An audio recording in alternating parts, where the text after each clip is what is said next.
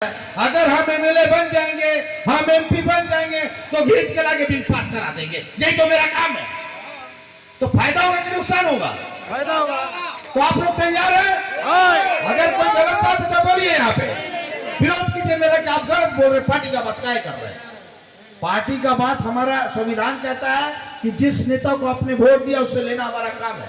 अगर प्रधान एक तो हम जीत के भजाते हैं, अगर काम नहीं करता है तो लोग बोलते हैं ना, কার লোককে জিতিয়ে দিয়েছি, কাকে আমরা নিয়ে এসেছি, নেক্সট টাইম তাদেরকে ভোট দেবো না, বলতে কি हम लोग। তো এইরকম করে আমাদেরকে চলতে হবে। যারা বিরোধিতা করবে তার কাজই ওটা আছে।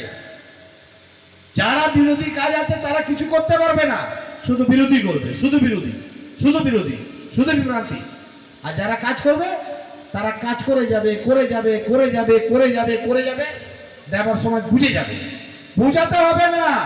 ড্রাইভার সমাজ পুরো ভারতবর্ষে ঘুরে ড্রাইভার সমাজ কারা বলে বোকা, বোকা নাই, সময়ের মধ্যে জবাব দেবে। এই ড্রাইভার সমাজ ঠিক সময়ের মধ্যে জবাব দেবে।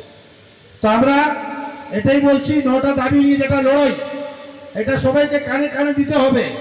আর জিলা জিলা প্রোগ্রাম করুন, চেষ্টা করুন জিলা জিলা।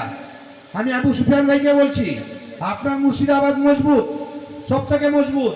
জাহাঙ্গীর ভাইয়ের সঙ্গে কথা বলে ওইখানে একটা প্রোগ্রাম করো, ওইখানে অধিকার নিয়ে কথা হবে।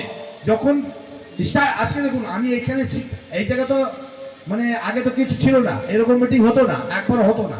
কিন্তু আজকে যে হয়েছে আমি এটা জানি, আজকে মিটিং হয়েছে 100 জন নিয়ে না, তারপরে যখন আসবো না 4-5-6 মাস পরে দেখবেন 500 লোক হবে। আমি জানি এটা।